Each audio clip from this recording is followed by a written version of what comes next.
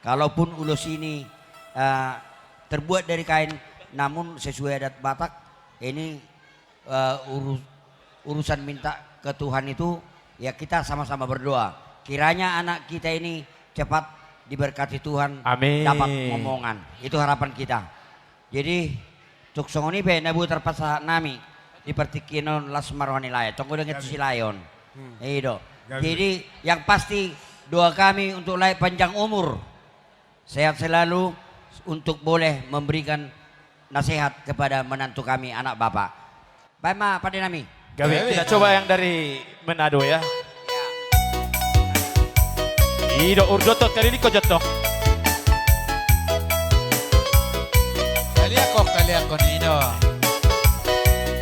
Siapa bilang pelaut mata keranjang, kapal baston, lapas tali, lapas cinta. Siapa bilang pelaut tanpa tunangan? Jangan percaya mulut rica. Coba layar sampai ke ujung dunia. Banyak doi baroyal habis percuma.